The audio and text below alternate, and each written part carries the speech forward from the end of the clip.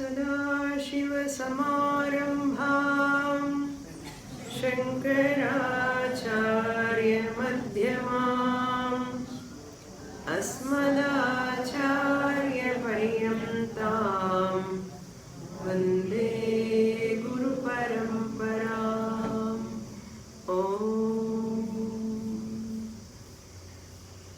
पंचदशी मूडव अध्यायं पंचकोश विवेक प्रकरणं 17వ श्लोकम्। येनेदं जानते सर्वं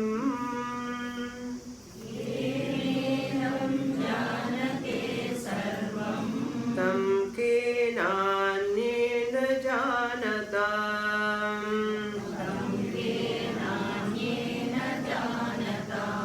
विज्ञातारं केन विद्यात्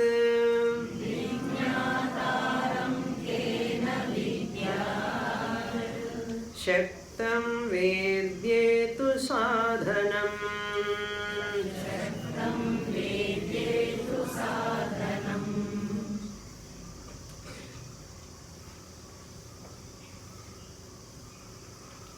విద్యారణ్య స్వామి వారు పంచకోశాల ద్వారా మనకు హృదయ గుహలో ఉన్నటువంటి ఆత్మస్వరూపాన్ని తెలియజేస్తున్నారు. ఆత్మని తెలుసుకోవాలి అంటే ముందు నీకు తెలిసినటువంటి ఈ పంచకోశాలు అన్నమయ కోశము, ప్రాణమయ కోశము, మనోమయ కోశము, విజ్ఞానమయ కోశము, ఆనందమయ కోశము, ఇవి ఆత్మ కాదు అని తెలుసుకోవాలి. మొదట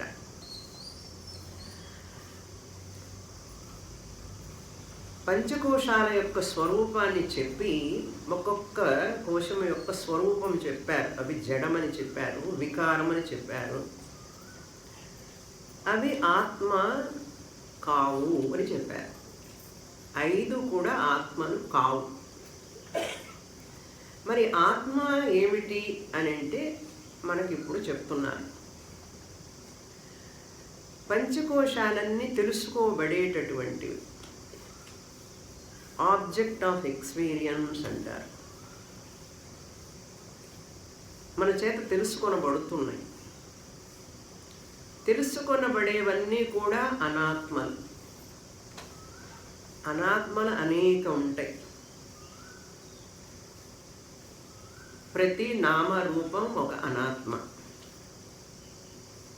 ప్రతి నామానికి పేరుకి ఒక రూపం ఉంటుంది, ప్రతి రూపానికి ఒక పేరు ఉంటుంది.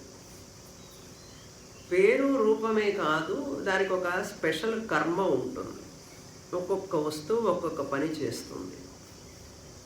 నామ రూప కర్మ, ఈ 3 ఉన్నది ఏదైతే ఉన్నదో అది అనాత్మ,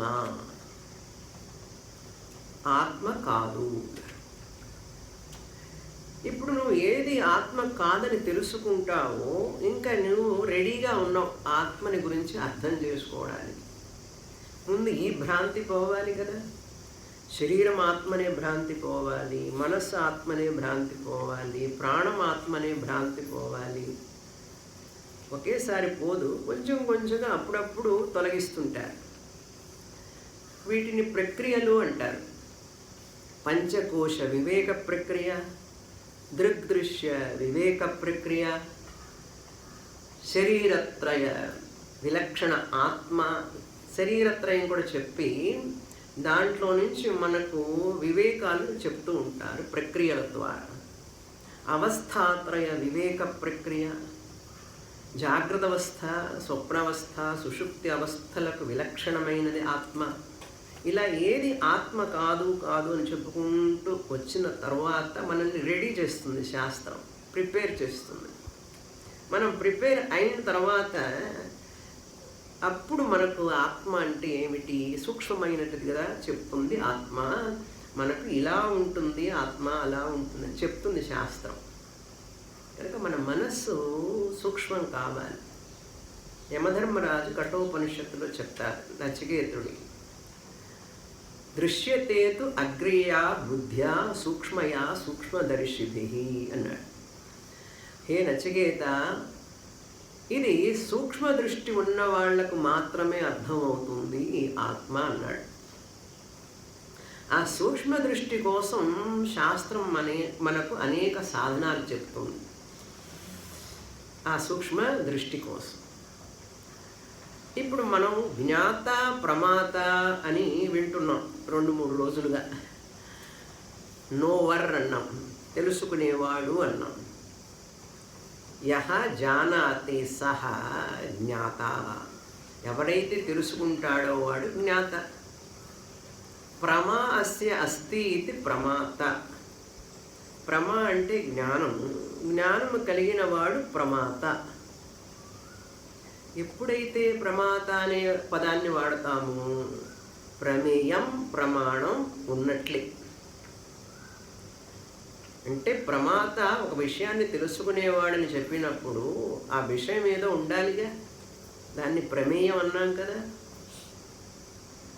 ఈ ప్రమేయాన్ని ప్రమాతని కలిపేటటువంటి ఒక ప్రమాణం ఉండాలి కదా, ఇన్స్ట్రుమెంట్ ఆఫ్ నాలెడ్జ్. ఆ ఇన్స్ట్రుమెంట్ లేకుండా నీకు ఎక్కడి నుంచి వస్తుంది జ్ఞానం, విషయ జ్ఞానం? అందుకని విషయీ తెలుసుకునేవాడు, విషయ ఆబ్జెక్ట్, మధ్యలో ఇన్స్ట్రుమెంట్, ఈ 3 ఉండాలి అని తెలుసుకున్నాం. ఇది ఒక త్రిపుటి. మరొక త్రిపుటి చెప్పాం, జ్ఞాత జ్ఞానం జ్ఞేయం. అక్కడ ప్రమేయం అన్నది జ్ఞేయం, ఇక్కడ జ్ఞాత అన్నది ప్రమాత, ప్రమాణం అన్నది జ్ఞానం. అంతే తేడా, పేర్లు తేడా, పనులు ఒక్కటే. ఇప్పుడు ఈ జ్ఞాత అంటే ఎవరండి అసలు? ఈ ప్రమాత అంటే ఎవరు? ముందు ప్రమాత వాడుకున్నాం, ఒక పదం వాడుకున్నాం. ప్రమాత అంటే ఎవరు? శుద్ధ చైతన్యం ప్రమాత అవుతుందా, లేక అహంకారం ప్రమాత అవుతుందా అనేది ప్రశ్న. ఈ అంగుష్ట మాత్ర పురుష అహం అని చెప్పాను, ఇది అహంకారం అని చెప్పాను. ఇప్పుడు ఈ అహంకారం అనేది ఏమిటి? దాని డెఫినేషన్ అంటే చిదాభాస సహిత మనః అహంకార. చిదాభాసముతో కూడినటువంటి మనస్సుకే అహంకారము అని పేరు. చిదాభాసముతో కూడిన మనస్సుకే అహంకారం అని పేరు. ఇప్పుడు ఈ అహంకారము ప్రమాత అని చెప్పలేము. కేవల అహంకారము ప్రమాత కాదు. అహంకారం అనేది చిదాభాస లేకుండా లేదు. అహం అహం ఇది కరోతి యహ సహ అహంకార. నేను నేను నేను అంటున్నది ఏదో ఉన్నదే అదే అహంకారం. కనుక ఈ అహంకారం అనేది ప్రమాతగా చలామణి అవుతూ ఉంటుంది. ఈ అహంకారం అహంకారం కోసమా? ఈ అహంకారం అనేది మిథ్యా కదా. చిదాభాస సహిత మనః, మనస్సు జడం, అనాత్మ. చిదాభాస కూడా అనాత్మే, ఎందుకంటే అది రిఫ్లెక్షనే కదా, సత్యం కాదు కదా. కనుక చిదాభాస సహిత మనః అహంకారము అది ప్రమాతగా చలామణి అవుతూ ఆ ప్రమాతని అహం సాక్షి చైతన్యం మీద మనము ప్రమాతగా చెప్పుకుంటాం. అందుకని నేను ప్రమాత అన్నప్పుడు చిత్తు చిదాభాస 2 కలిసి ఉంటాయి. అహం అహంకార, ఈ నేను అనే దాంట్లో ప్రమాత జ్ఞాత ఈ 2 కలిస్తేనే ప్రమాత.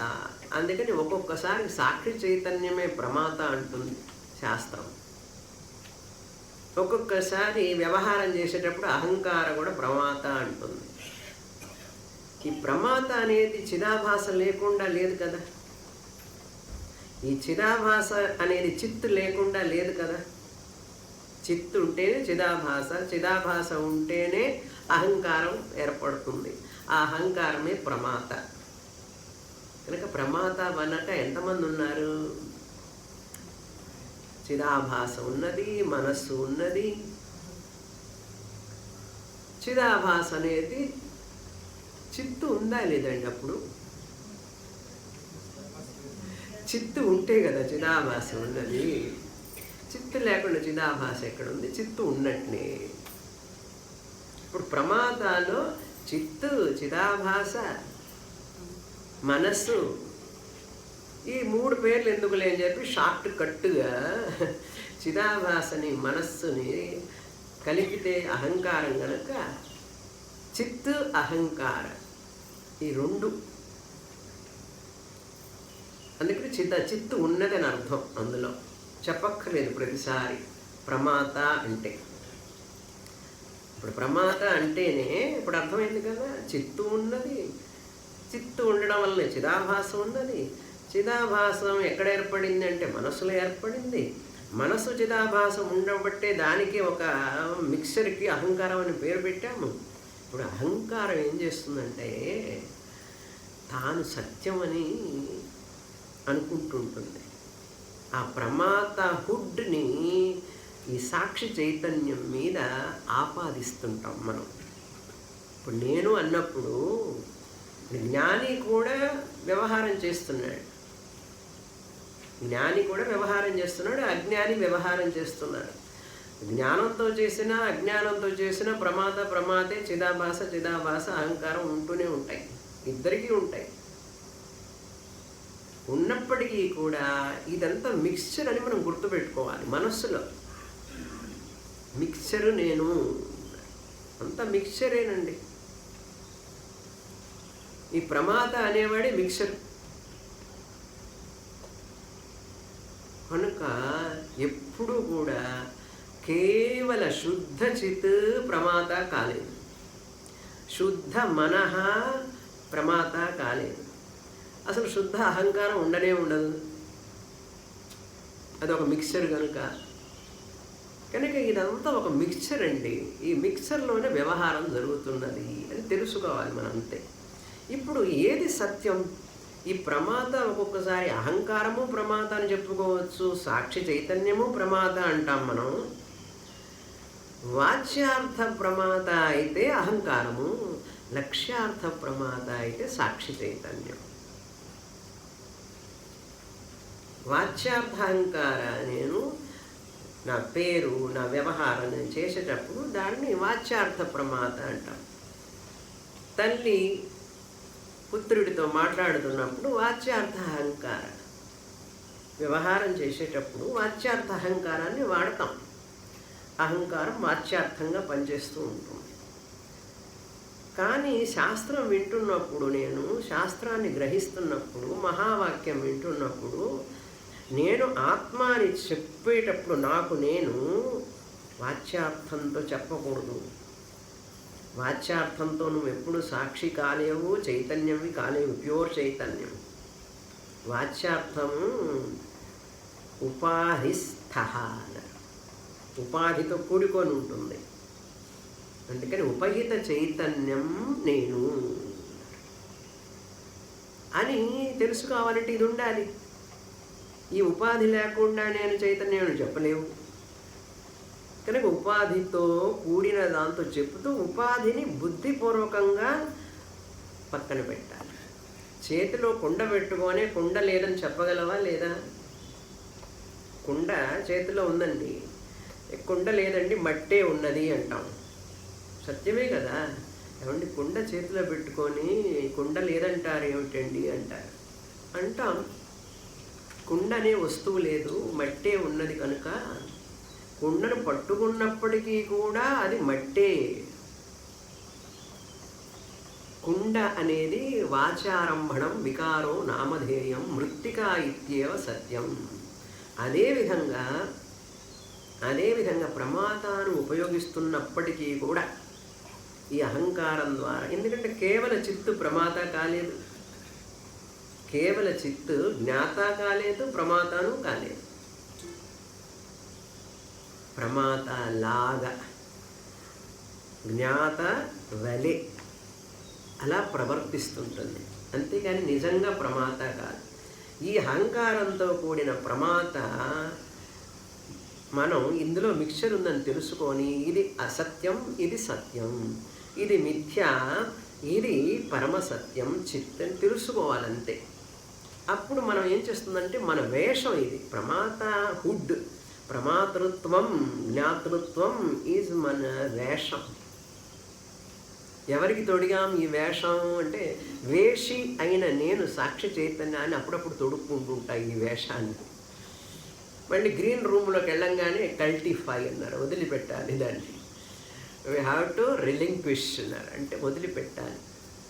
ఇక్కడ ఎట్లా వదిలిపెట్టలేం, ఫిజికల్గా తీయలేం, బుద్ధిపూర్వకంగా. ఇప్పుడు ప్రమాత అనేది ఏమిటో అర్థమైంది కదా. ప్రమాత అంటే అహంకారము, చిదాభాస సహిత మనః అహంకారం. అందుకే చెప్పాను అహం అహంకారాన్ని. అహం అహంకార ఉపాధి రహిత కేవల శుద్ధ చిత్ సాక్షి చైతన్యం.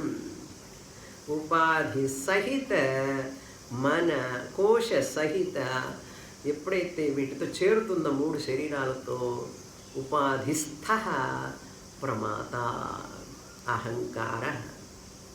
ప్రమాత అనేది ఇటు వాడచ్చు అటు వాడచ్చు, అయితే నీ అండర్స్టాండింగ్లో ఉంటుంది విషయం. అక్కడ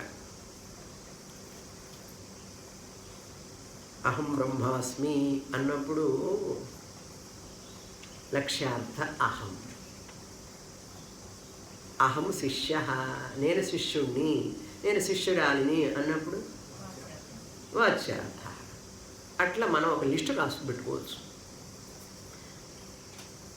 ఒక లిస్టు, పెద్ద లిస్ట్ వస్తుంది వాచ్యార్థంలో. లక్ష్యార్థంలో కూడా పెద్ద లిస్ట్ వస్తుందా? లిస్టే రాదు, ఒక్కటే. చూడండి శ్లోకం ఇప్పుడు. ఏన ఇదం జానతే, ఏన ఏ ఆత్మచేతనైతే ఇదం సర్వం, ఈ దృశ్యమానమైనటువంటి ప్రపంచం అంతా కూడా, మనం చూసేది దృశ్యం, చూసేవాడు దృక్, దృశ్యమానం. దృశ్యమానమైనటువంటి జగత్తంతా కూడా జానతే తెలుసుకోబడుచున్నదో,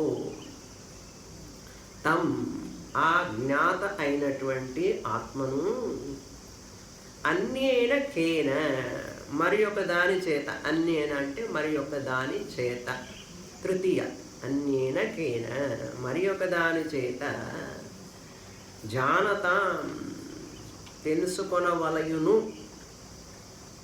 కేన జానతాం ఆక్షేపార్థే కిం అని చెప్పాను నిన్న. దేని ద్వారా తెలుసుకోలేము అని అర్థం. దేని ద్వారా తెలుసుకుంటాము అంటే ఫలానా ద్వారా తెలుసుకుంటామని కాదు అక్కడ అర్థం. ఆ ప్రశ్నార్థకం ఏమంటే ఆక్షేపార్థే, దేని ద్వారానూ తెలుసుకోలేము. కేన జానతాం చూడండి, ప్రొనౌన్సియేషన్లో ఇంటోనేషన్లో డిఫరెన్స్ ఉంటుంది. కేన జానతాం వేరు, కేన జానతాం చూసారా, అది ఎక్స్ప్రెషన్. ఇవన్నీ జూమ్ క్లాసులో కష్టం.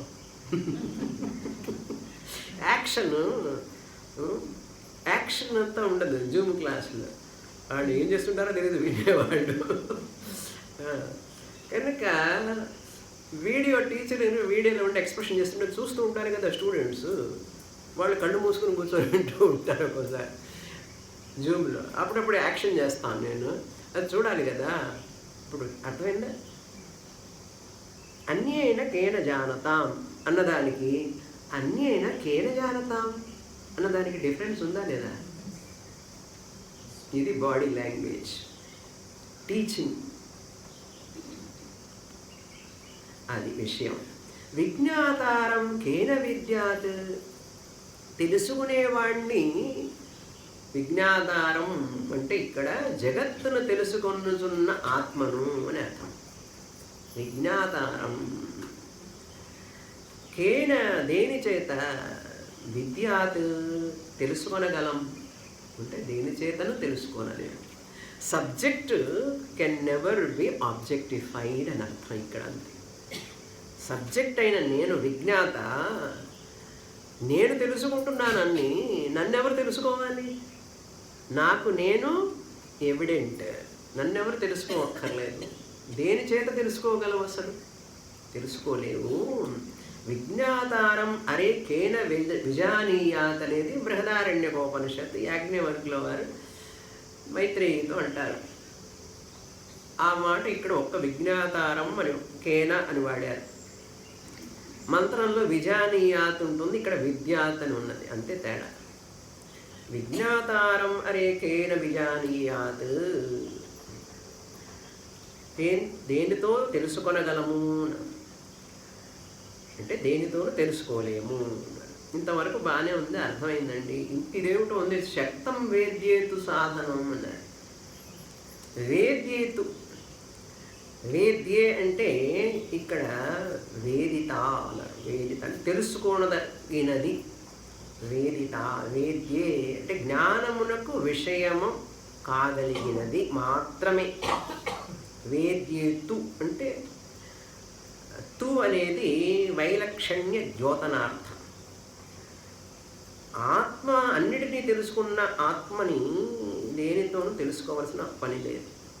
కొంచెం ఇంగ్లీష్లో చెప్తాను. Subject can never be objectified. Subject can never be objectified. Object is ever object. Subject is ever the subject.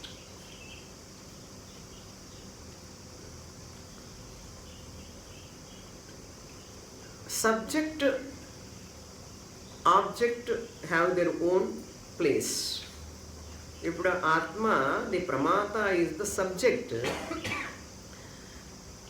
అది ఆబ్జెక్ట్ కాలేదు, ఆబ్జెక్టు అవ్వదు ఎప్పుడు కూడా.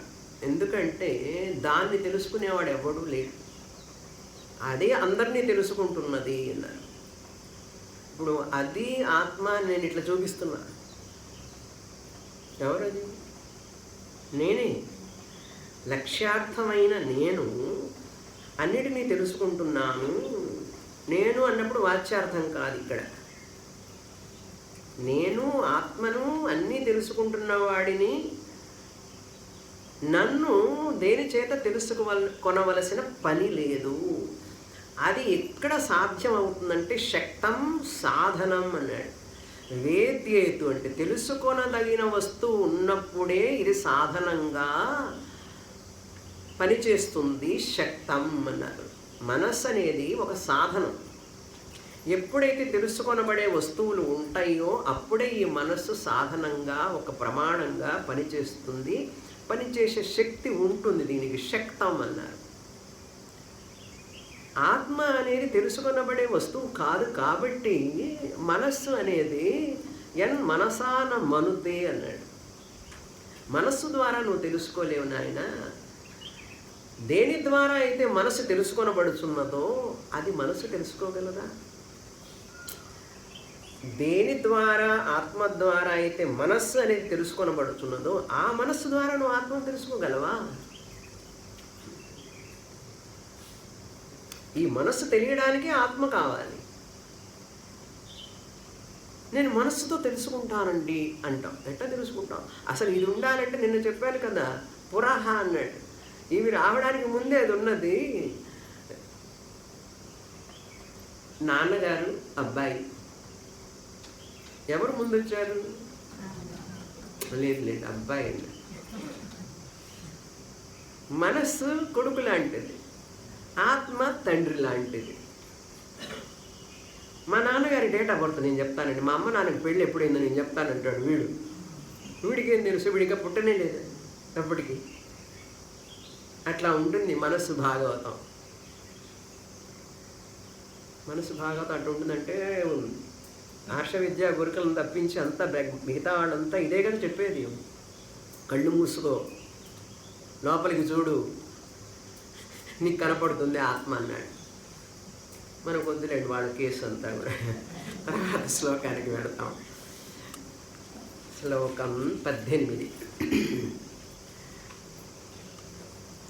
సవేత్తి వేద్యం తత్సర్వం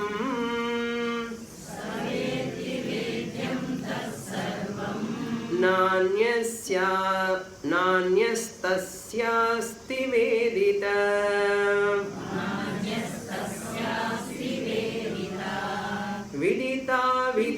విదితాభ్యాం తత్ పృథక్ బోధస్వరూపకం.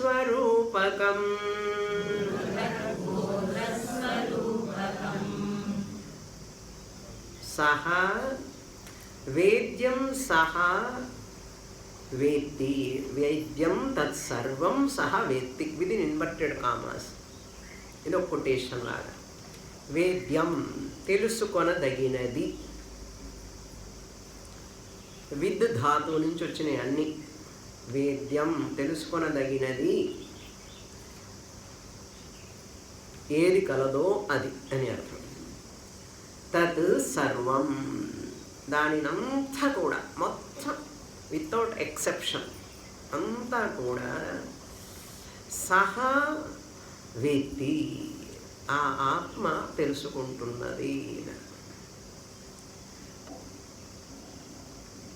అండ్ అక్కడ పూర్వపక్షి అంతా వస్తాడు. ఆ ఆత్మ తెలుసుకుంటే మళ్ళీ అదంతా కూడా మార్పే కదండి, వికారమే కదా అంటే తెలుసుకున్నట్లుగా, యాజ్ దో ధ్యాయతీవ లీలాయతీవ అని చెప్పి చెప్తాం. నిజంగా ఆత్మ తెలుసుకోవడం కాదు, ఆత్మ వీటి ద్వారా తెలుసుకుంటున్నట్లుగా అన్నాడు. అని యహ తత్సర్వం వేత్తి సహ ఆత్మ అన్యత్ అస్య వేదిత న అస్తి. వేరే ఏ ఆత్మ అయితే మొత్తాన్ని తెలుసుకుంటున్నాం అదే ఐడియాని మళ్ళీ ఎక్స్పాండ్ చేస్తున్నారు ఇక్కడ. ఏ ఆత్మ ద్వారా అయితే సర్వము మనం తెలుసుకుంటున్నామో ఆ ఆత్మ తెలుసుకొనబడదు దేని చేత కూడా.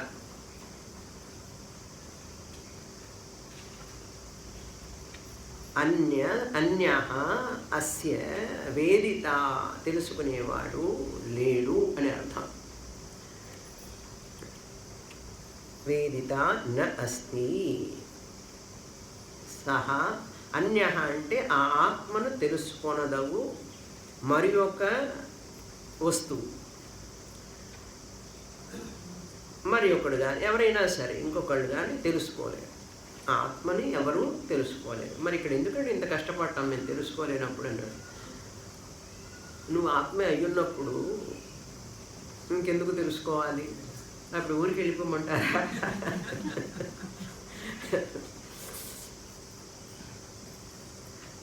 అర్థమైనట్లే ఉంటుంది, అర్థం కాదు. అర్థమైనట్లే ఉంటుంది, నాకు బాగా అర్థమైందండి అన్నాడు. ఒక్కొక్కసారి మనకి అర్థమైందా లేదా నాకు సందేహం వస్తుంది. కనుక ఎందుకని అది తెలుసుకొనబడదు ఎవరి చేత కూడా అంటే విదితాభ్యాం అవిదితాభ్యాం అన్యః. ఈ ప్రపంచంలో రెండు విషయాలండి, తెలిసే విషయాలు, తెలియని విషయాలు. ఇప్పుడు తెలుస్తాయి కొన్ని తర్వాత తెలుస్తాయి, అంతే తేడా. నాకు ఇప్పుడు తెలియదు, తర్వాత తెలుస్తుంది ఫ్యూచర్లో. Known and unknown. నాకు ఇది తెలుసు, నాకు ఇది తెలియదు, నాకు ఇది తెలుసు, నాకు ఇది తెలియదు, రెండే కేటగిరీలు కదండి. మరి ఆత్మ ఏమిటండి? ఇది తెలిసింది కాదుట, తెలియనిది కాదుట. ప్రపంచంలో ఏదో రెండే కదా ఉండాలి. తెలిసన్నా ఉండాలి, తెలియకుండా అన్నా ఉండాలి. మూడవ కేటగిరీ ఉన్నది, అది తెలుసు కాదు, తెలియనిది కాదు అన్నాడు. ఇది ఇక్కడ కేనోపనిషత్ అన్నమాట. ఇది అన్యదేవ తద్విదితాత్ అథో అవిదితాత్ అధి అన్నారు. ఇది తెలుసుకున్న దానికంటే తెలియని దానికంటే వేరైనది అన్నాడు. అంటే ఏమిటి? కేనోపనిషత్ స్టూడెంట్ ఏం చెప్పాడు?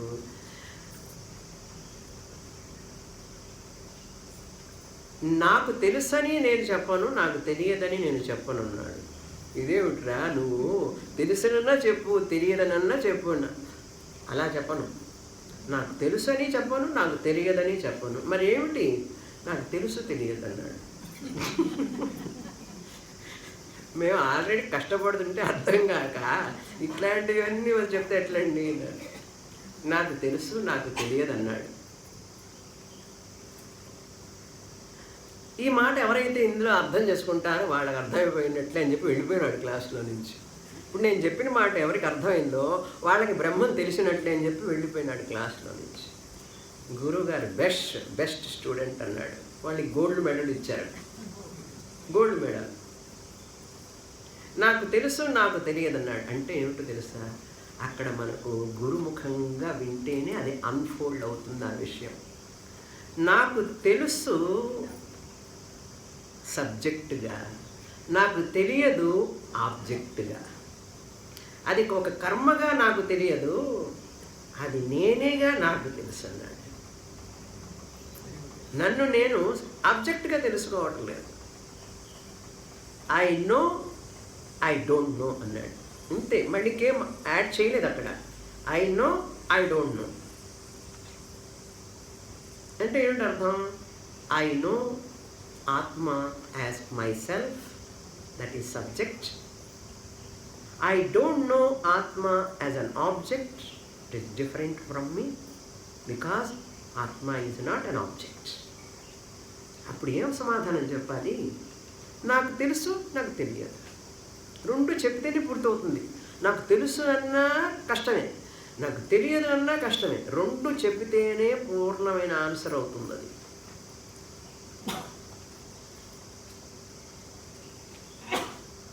అది ఇక్కడ విదితాభ్యాం అవిదితాభ్యాం తత్ పృథక్. భాష మార్పు అంతే, just language changing. Same Kenopanishad language change అంతే. ఆ సబ్జెక్ట్ మ్యాటర్ అదే, విషయం అదే.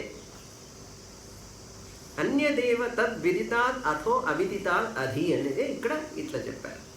విదిత అవిదితాభ్యాం తత్ పృథక్, వేరు అన్నాడు. అంటే ఇక్కడ తెలిసినది అనాత్మ, తెలియనిది కూడా అనాత్మే. ఇప్పుడు ఇది అనాత్మ కాదు, నేను అనేది ఆత్మ. ఇది తెలుసుకునబడేది కాదు, తెలియబడేది కాదు తర్వాత ఇన్ ఫ్యూచర్లో. ఇప్పుడు తెలిసినా అనాత్మే, ఫ్యూచర్లో తెలుసుకోబడేదైనా అనాత్మే, ఎప్పటికైనా అనాత్మే అది. కనుక ఇది ఎప్పటికీ తెలుసుకొనబడేది కాదు, ఇప్పుడు కాదు, ఎప్పటికీ కాదు అని అర్థం. పృథక్. మరి ఏమిటి అది అంటే బోధస్వరూపం అంటారు, జ్ఞానస్వరూపం. అది ప్యూర్ కాన్షియస్నెస్. జ్ఞానం అంటే ఏం చెప్పాను? ప్యూర్ కాన్షియస్నెస్, శుద్ధ చైతన్యం. శుద్ధ చైతన్య స్వరూపం అన్నారు. దాని స్వరూపమే అది, దాని స్వరూపమే అది. మరి ఆ స్వరూపాన్ని ఎట్లా తెలుసుకోవాలండి అన్నాడు. నెక్స్ట్ శ్లోకంలో చెప్పబోతున్నారు. ఈ మట్టి ముద్దకి ఇంకా చెప్పవలసిన పని లేదు వీడికి, వేస్ట్ చెప్పి కూడా అని చెప్తున్నారు. చూద్దాం 19వ శ్లోకం. బోధేప్యనుభవో యస్య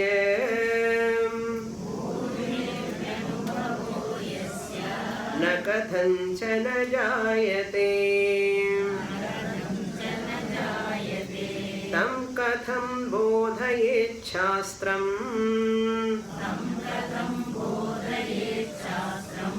లోష్టం నరసమాకృతిం.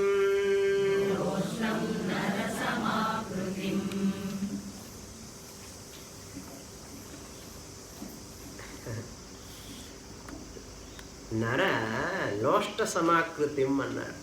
ఈ మనిషి ఉన్నాడే వీడు మట్టితో సమానం అండి.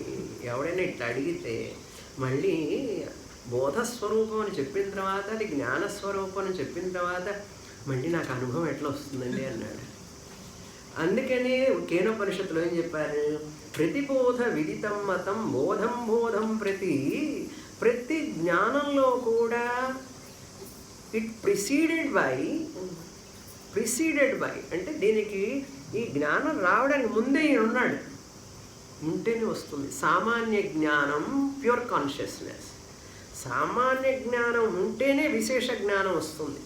చెట్టు జ్ఞానం, మట్టి జ్ఞానం, లైట్ జ్ఞానం, గది, టెంపుల్ అన్నీ కూడా విశేష జ్ఞానం. ఎవ్రీ విశేష జ్ఞానము is the proof for the existence of సామాన్య జ్ఞానం. మనకి ఇప్పుడు పొద్దున ఏం తిన్నారు? ప్రశ్న ఇడ్లీ, చట్నీ. అది తెలుసుకోవడానికి ముందు బోధ కదా, అది జ్ఞానం. ఇడ్లీ జ్ఞానం. ఇడ్లీ జ్ఞానం ఇడ్లీ ముందు వచ్చిందా, ఇడ్లీ జ్ఞానం ముందు వచ్చిందా?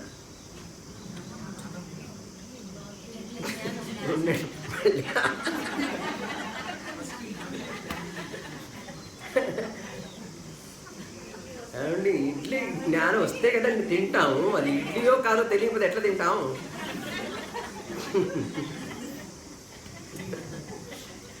అందుకని ఇడ్లీ జ్ఞానము, తర్వాత భోజనం తినడం. కనుక బోధ అనేది జ్ఞానం, ఇడ్లీ జ్ఞానము. అప్పుడు చెయ్యి ఆ ఇడ్లీ దగ్గరికి వెళుతుంది, వ్యవహారం జరుగుతుంది కదా. బోధం ప్రతి అంటే I'm conscious of that item. నాకు తెలుసు అని తెలిసిన తర్వాత అప్పుడు నోట్లోకి వెళ్తుంది. తెలుసుకోకుండానే వెళుతుంది, వెళ్ళకూడదు. వెళితే డేంజర్. అప్పుడు మీరు క్యాంప్కే రారు అసలు, ఫస్ట్ ఆఫ్ ఆల్. ఓకే, అందుకని ఏమంటున్నారు చూడండి. ఇప్పుడు యస్య బోధే అపి, ఎవరికైతే బోధే అపి జ్ఞాతయు జ్ఞానస్వరూపము సాక్షాత్ తెలియబడుచున్నప్పటికీ కూడా, బోధే అపి ఎలా చెప్పాను నిన్న, మరి నిన్నటి సంగతి ఎక్కడ గుర్తుంటుందండి మాకు. నిన్న చెప్పాను కదా, నేను ఉన్నాను, ఉనికి ఎరుక, ఉనికి ఎరుక, ఉనికి ఎరుక, ఉనికి ఎరుక. బోధే సత్యవి అంటే నేను ఉన్నానని నాకు తెలిసిన తరువాత కూడా అని అర్థం. యస్య ఎవరికైతే యస్య బోధే అపి అంటే జ్ఞాతయవు, I am, awareness is there. జ్ఞాతయవు జ్ఞానస్వరూపము. Are you conscious of my words? Are you aware of my words? నా మాటలు అర్థమవుతున్నాయా మీకు? నా మాటలు వింటున్నారా? నన్ను చూస్తున్నారా? తెలుస్తున్నదా? Are you conscious of? అనండి. అవునండి, కాన్షియస్. బోధే అపి ఏమండి, ఆవిడ వాళ్ళ ఆయన అడుగుతుంది, నాకు జ్ఞానం ఉందంటారా,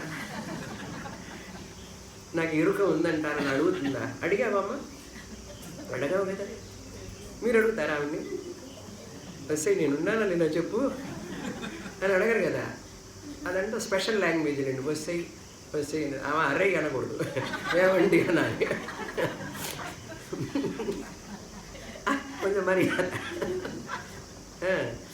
కనుక డౌట్ లేదు వాళ్ళకి కదా. బోధే అపి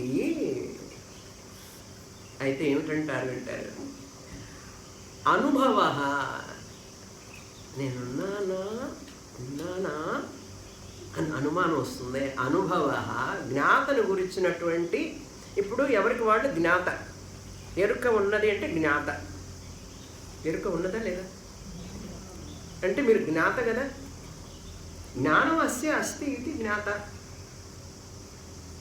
పంచదశి క్లాసులో కూర్చున్నాను, జ్ఞాత.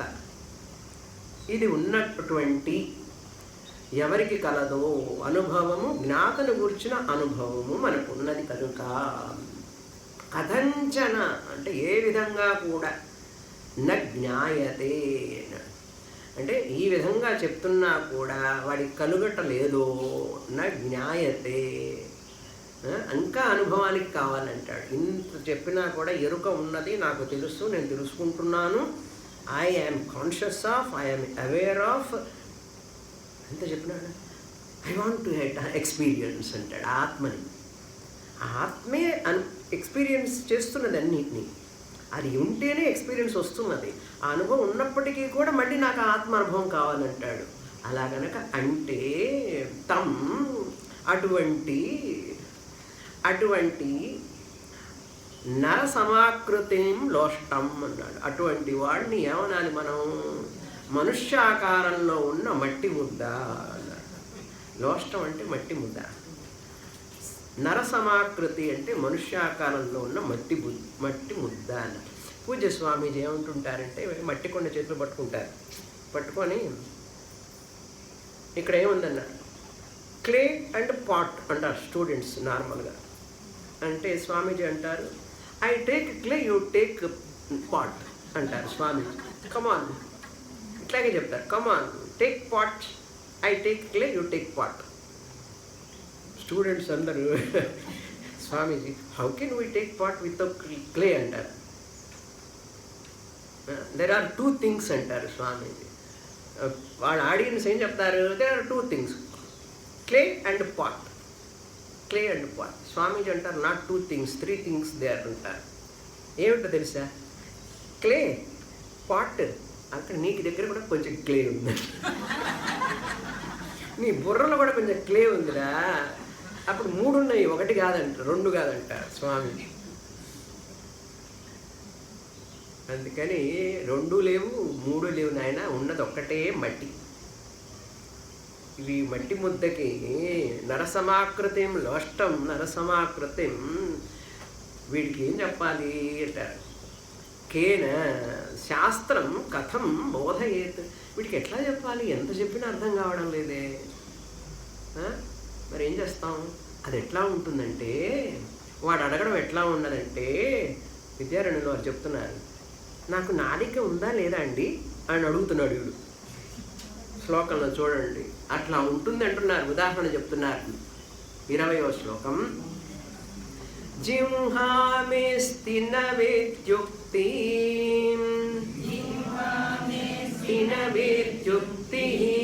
లజ్జాయై కేవలం యథా, న బుధ్యతే మయా బోధః,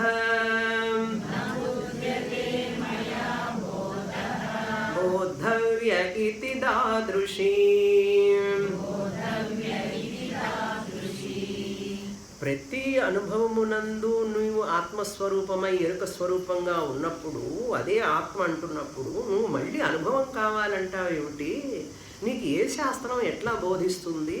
ఇది ఎట్లా ఉందంటే, నువ్వు అడగడం ఎట్లా ఉందో తెలుసా, ఇట్లా ఉంది అంటున్నారు. యథా, ఎలాగైతే, మే జింహ అస్తివా నవా ఇది ఉక్తి. ఈ మాట అడుగుతున్నాడు వాడు. ఉక్తి అంటే వాడి మాట, ఉన్నదా లేదా అని పలకటం అనమాట. ఉక్తి అంటే వచ్చు ధాతువు నుంచి వచ్చింది, తప్రత్యయాంత రూపం అంటారు. వాడు ఎట్లా పలుకుతున్నాడు, ఇప్పుడు పలుకుతున్నాడు.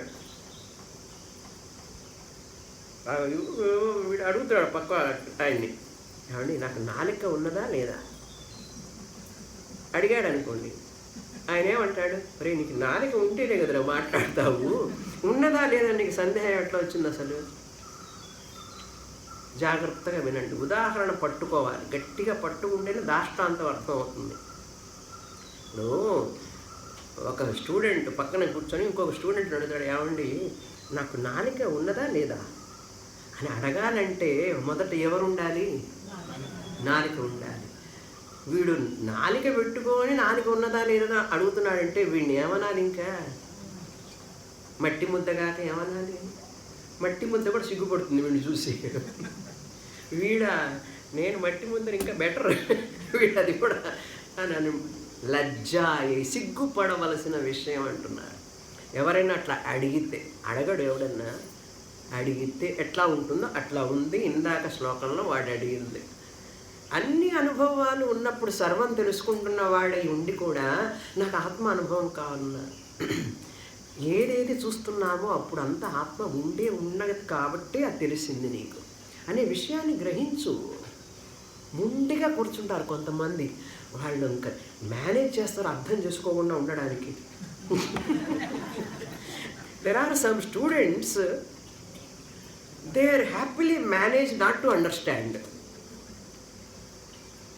కథం శాస్త్రం బోధయేత్, వాళ్ళకి శాస్త్రం ఎట్లా బోధిస్తుంది, ఇదిగో ఇట్లా వాళ్ళు ఉంటారు అంటున్నారు. యథా మే జింహ అస్తి వా వేత్యుక్తి అని ఉంది చూడండి అక్కడ. వా ప్లస్ ఇతి ప్లస్ ఉక్తి వేత్యుక్తి. అసలే మనకు తెలుగే చదవడమే కష్టం, అందులో ఈ సంస్కృతం అన్నీ సంధులు మధ్యలో. వా ప్లస్ ఇతి ప్లస్ ఉక్తి వేత్యుక్తి. అస్తివా నవా ఇది ఉక్తి. జింహ నాలుక ఉన్నదా? అస్తివా నవా లేదా అనే పలకటం అనే మాట వాడి నోట్లో నుంచి వస్తున్నది. అడిగాడంటే ఇంకెవరినో అడిగి ఉండాలిగా. ఎట్లా ఉన్నదో తాదృశి. సెకండ్ లైన్ చూడండి. కేవలం లజ్జాయే, అది ఒక సిగ్గుపడవలసిన విషయం. ఎవడన్నా అట్లా అడిగితే మూర్ఖుడు అని అర్థం. తాదృశి. ఇప్పుడు దాష్టాంతం సెకండ్ లైన్. ఫస్ట్ లైన్ దృష్టాంతం ఉదాహరణ.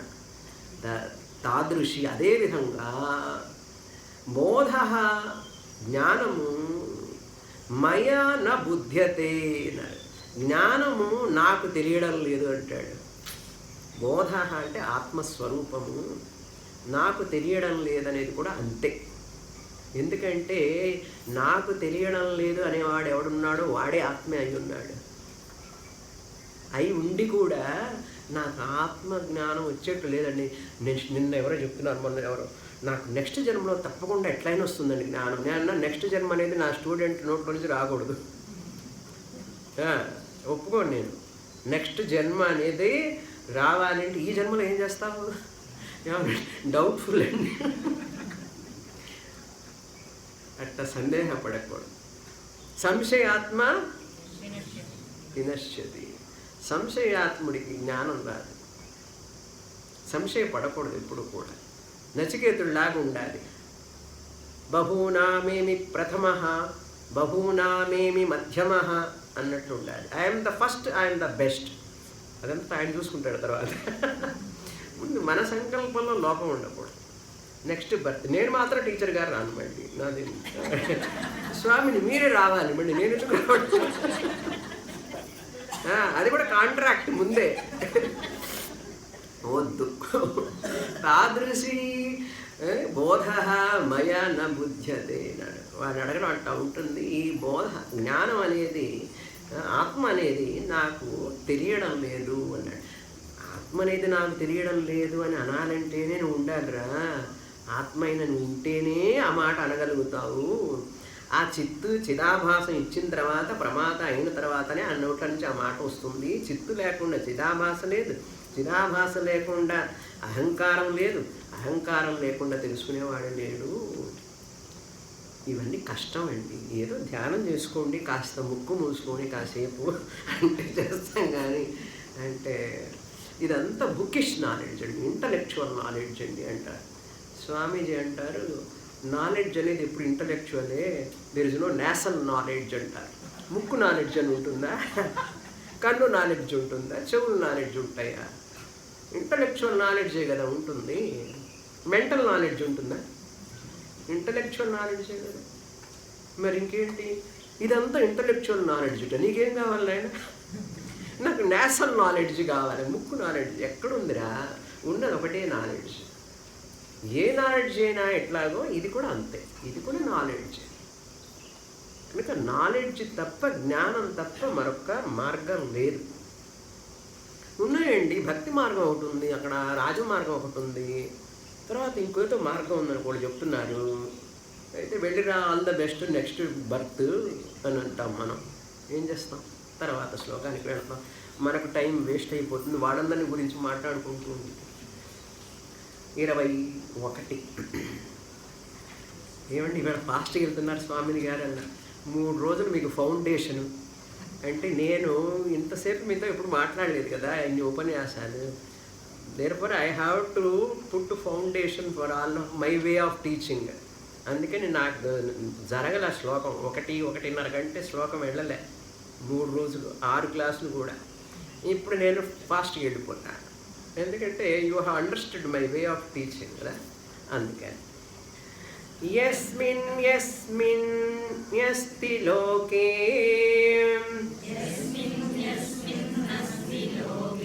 బోధస్తదు తత్తదుపేక్షణే బోధస్తత్తదుపేక్షణే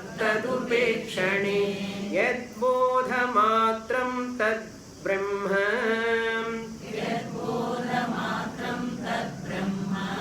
ఇత్యేవం ధీర్బ్రహ్మ నిశ్చయః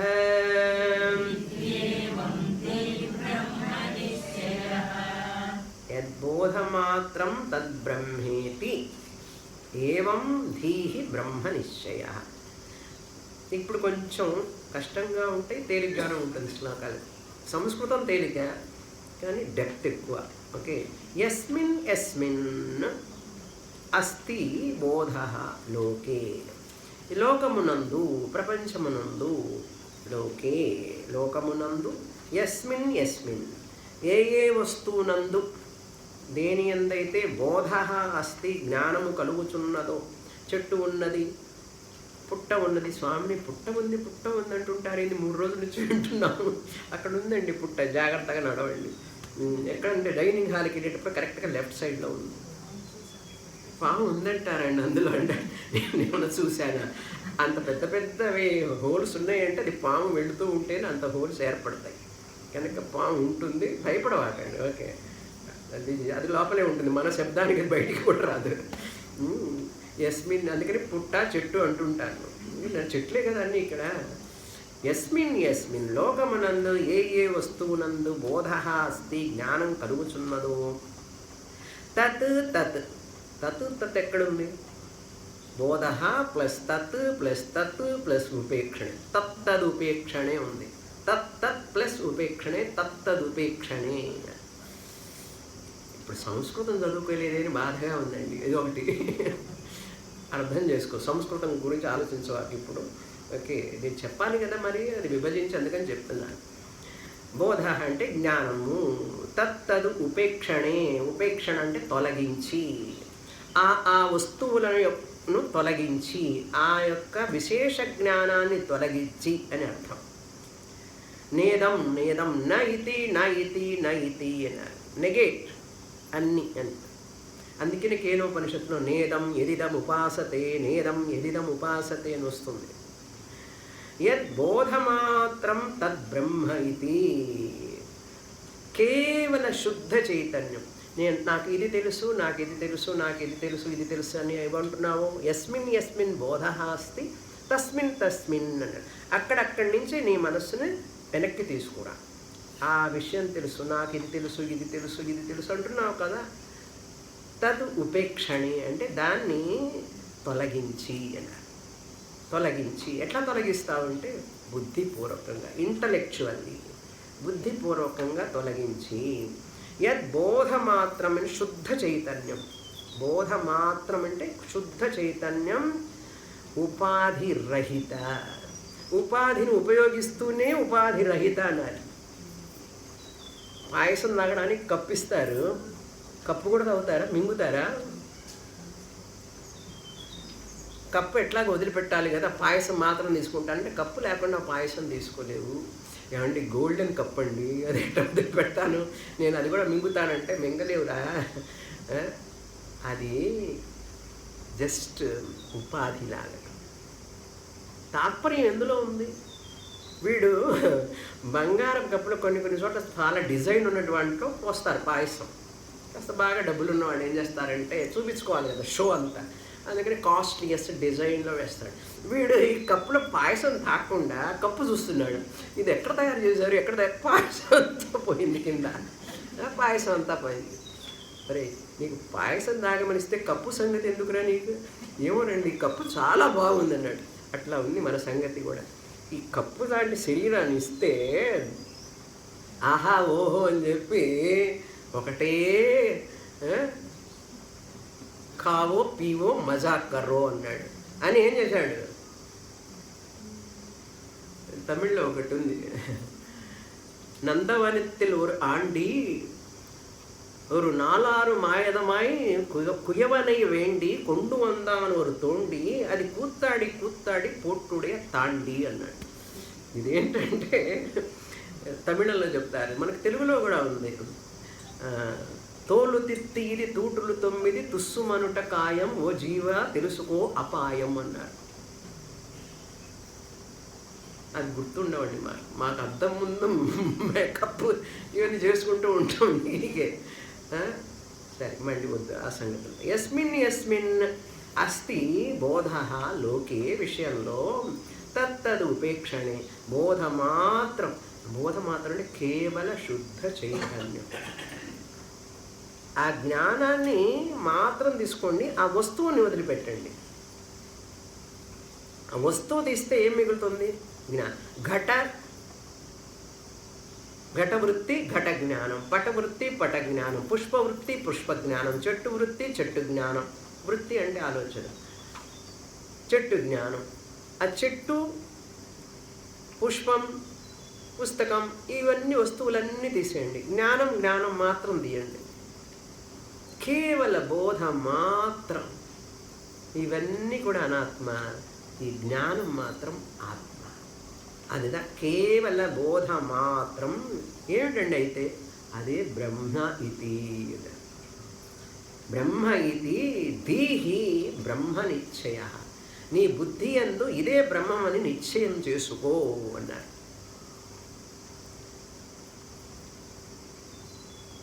ఎవ్రీ విశేష జ్ఞానానికి ముందు సామాన్య జ్ఞానం ఉంటుంది.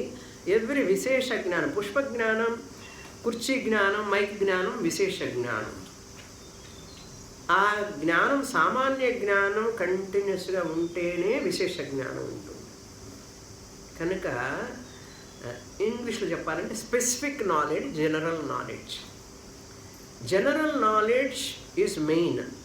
అందరికీ జనరల్ నాలెడ్జ్ ఉంటుంది. Specific knowledge differs. నాలెడ్జ్ అనేది అందరికీ ఉంటుంది, జ్ఞానం అనేది ఒక్కొక్కడికి ఒక్కొక్క దాని గురించి తెలుస్తుంది. స్పెసిఫిక్ నాలెడ్జ్ అంటే విశేష జ్ఞానం. అందుకనే విశిష్ట అంటారు. విశిష్ట చైతన్యం ఇది. ఏదైనా సరే నువ్వు తెలుసుకున్నావు అంటే ఇది విశిష్ట చైతన్యం.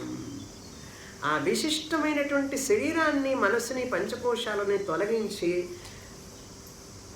నేను ఉపహిత చైతన్యాన్ని విశిష్ట చైతన్యంగా వ్యవహారం చేస్తున్నాను.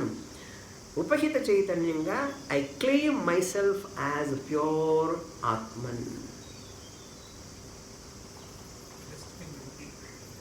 చాలా మరీ కష్టంగా ఉంటే కష్టం. ఓకే, 22 పంచకోశ పరిత్యాగే సాక్షి బోధావశేషతః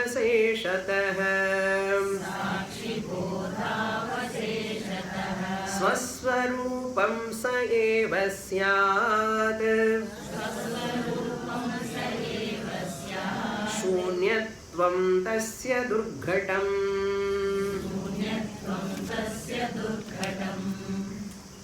పంచకోశ పరిత్యాగే అర్థమవుతుంది కదా, సింపుల్. పంచకోశము అన్నిటినీ 1, 2, 3, 5 డబ్బాలు. పంచకోశములను ఆత్మ కాదు, ఇవన్నీ కూడా ఆత్మ కావని చెప్పి పరిత్యాగే తోసిపుచ్చాలి, తొలగించాలి. ఎట్లా తొలగిస్తామండి? ఇంత దగ్గరగా ఉంది, ఇంటిమేట్. అందుకని ఇంటిమేట్ కొట్టుకుంటుంటారు కొంతమంది. ఇంటిమేట్ ఏంటది? స్ప్రే. ఈ ఇంటిమేట్ చాలదు, అదొక వేరే ఇంటిమేట్. సాక్షాత్ బోధ అవశేషత. ఇది భాగత్యాగ లక్షణం. మీకు కొంతమందికి చాలామంది భాగత్యాగ లక్షణం తెలుసు కదా. అది ఎక్కడంటే భాగాహారాల. భాగత్యాగం అంటే శరీరత్రయం, ఆత్మ, వీటిలో నుంచి RC1, RC2, RC3, OC, RM1, RM2, RM3, reflecting mediums 3 అండి. Reflected consciousness 3. ఈ 6 నుంచి పక్కకి పెట్టి ఓసీని పట్టుకో అన్నారు. అది చెప్తున్నారు ఇక్కడ. సాక్షి బోధ అవశేషత. ఆ భాగాన్ని మాత్రం తీసుకో. జహదజహల్ లక్షణ అన్నారు. కేవల జ్ఞానస్వరూపం మాత్రం మిగులుతుంది అన్నారు, శేషిస్తుంది. అవశిష్యతే అవశేషతః, మిగిలి ఉండడం వలన సహ ఏవ సహ ఏషః, ఆ జ్ఞాన స్వరూపమే స్వస్వరూపం, తన స్వరూపము, తన నిజమైన స్వరూపం స్యాత్ అవుతుంది అని అర్థం. తస్య, ఆ ఆత్మస్వరూపానికి శూన్యత్వం ఉంటుందా? ఏమంటే అన్నీ వదిలేసాం, 5 కోశాలు అయిపోయినాక నేను ఉన్నానంటారా? నాకు డౌట్గా ఉందన్నాడు.